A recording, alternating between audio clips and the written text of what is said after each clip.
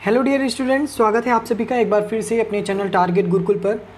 लखनऊ विश्वविद्यालय, गोरखपुर विश्वविद्यालय और भी जो यूनिवर्सिटीज़ हैं जहां के एंट्रेंस एग्ज़ाम के सिलेबस में आपका जनरल साइंस जो टॉपिक है वो मेंशन किया हुआ है, तो उनके लिए आज वीडियो बहुत ही महत्वपूर्ण रहने वाली है।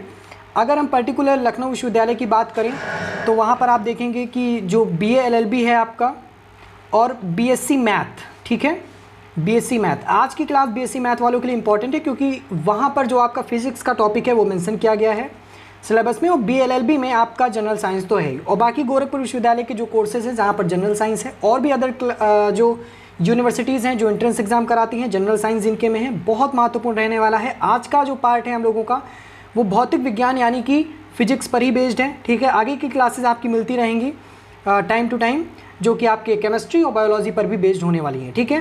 तो चलिए स्टार्ट करते हैं। पहला क्वेश्चन है, और एक चीज़ हम आपको बता दें कि बाइलिंगुअल रहेगा, पहले हम हिंदी में क्वेश्चंस कराएंगे सारे, उसके बाद हम सारे वही क्वेश्चंस आपको इंग्लिश में रिपीट कराएंगे, ठीक है। तो चलिए स्टार्ट करते हैं। पहला क्वेश्चन है आप लोगों का कि मोटर वाहन के पीछे का दृश्य दिखाने वाले दर्पण होते हैं। इसका जो राइट आंसर है आप लोगों का वो है ऑप्शन नंबर बी, उत्तल दर्पण। बच्चों थोड़ा सा यहाँ पे सीक्वेंस गड़बड़ हो गया है नंबरिंग का, यहाँ पर बी यहाँ होना चाहिए था, सी यहाँ होना चाहिए था, लेकिन कोई नहीं, ऑप्शन सही आपका है, ऑप्शन नंबर बी, तो उत्तल दर्पण, ठीक है। तो चलिए बढ़ते हैं आगे, देखते हैं अगला क्वेश्चन है आप लोगों का कि प्रकाश वर्ष से किसे मापा जाता है। इसका राइट आंसर है आप लोगों का ऑप्शन नंबर डी, खगोलीय दूरी को। बढ़ते हैं आगे, देखते हैं अगला क्वेश्चन है कि किसी पदार्थ का वह केंद्र जहाँ उसका संपूर्ण भार प्रभावी होता है कहलाता है। इसका राइट आंसर है आप लोगों का ऑप्शन नंबर डी, गुरुत्व केंद्र। आगे बढ़ते हैं, देखते हैं अगला क्वेश्चन है कि किसी मनुष्य के शरीर का तापमान होता है। इसका राइट आंसर है आप लोगों का ऑप्शन नंबर ए, 98 फ़ारेनहाइट। अगला क्वेश्चन है आप लोगों का कि धारा की इकाई क्या है। इसका राइट आंसर है आप लोगों का ऑप्शन नंबर बी, एम्पियर। अगला है कि पेंडुलम को चंद्रमा पर ले जाने पर उसकी समय अवधि पर क्या प्रभाव पड़ेगा। समय अवधि उसकी जो है वो बढ़ेगी, ठीक है। जो टाइम पीरियड होता है जब हम पेंडुलम को चंद्रमा पर ले जाएंगे तो उसकी जो समय अवधि है, जो टाइम पीरियड है वो बढ़ेगा। अगला क्वेश्चन है आप लोगों का कि हीलियम से भरा गुब्बारा वायु में उड़ने लगता है क्योंकि। इसका राइट आंसर है आप लोगों का ऑप्शन नंबर सी, हीलियम का घनत्व वायु से कम होता है। देखते हैं क्वेश्चन नंबर 8 कि कोई व्यक्ति सूक्ष्मदर्शी और दूरदर्शी यंत्रों में अंतर क्या देखकर जान सकता है।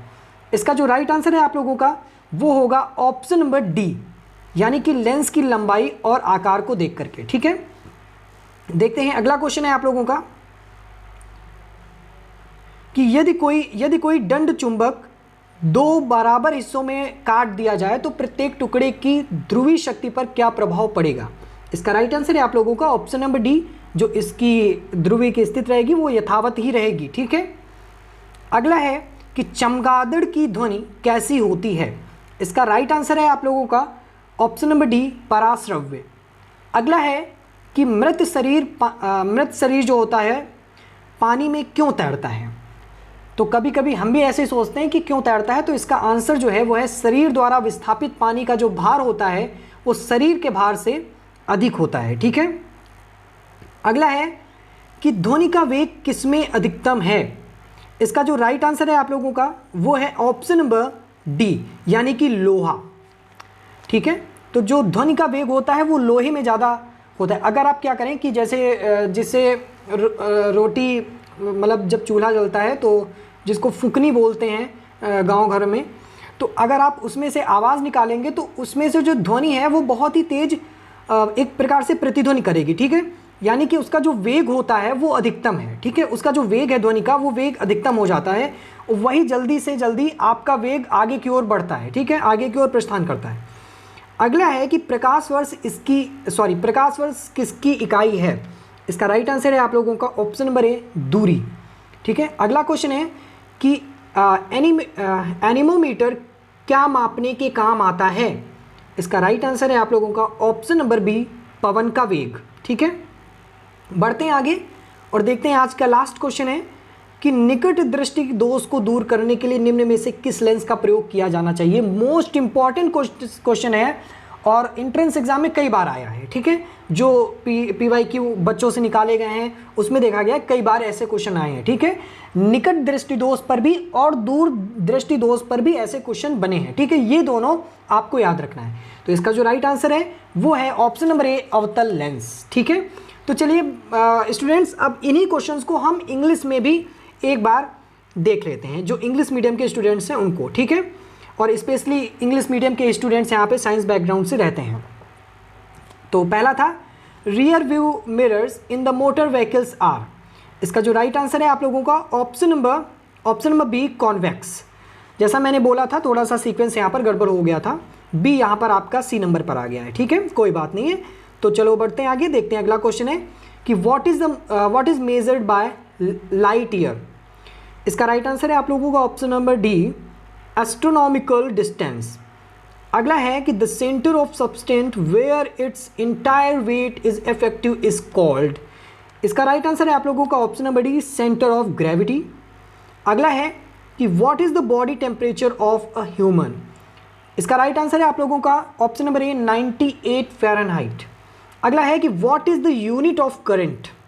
इसका राइट आंसर है आप लोगों का ऑप्शन नंबर बी, एम्पियर।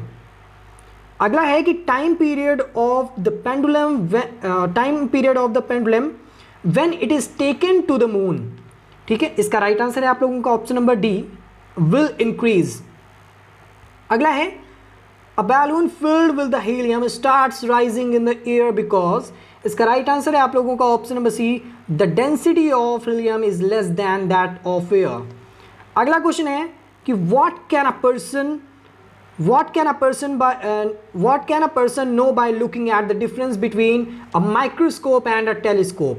इसका राइट आंसर है आप लोगों का option number D, length and shape of the lenses, ठीक है। अगला है if a bar magnet is cut into two equal parts, what will be the effect on the polarity of each piece। इसका right answer है आप लोगों का option number D, यानी कि रिमेन द सेम, ठीक है। अगला क्वेश्चन है कि what is the sound of bats, मतलब जो चमगादड़ होते हैं उनकी ध्वनि कैसी होती है। इसका राइट आंसर है ऑप्शन नंबर डी, अल्ट्रासाउंड, ठीक है। अगला है why does a dead body float in water.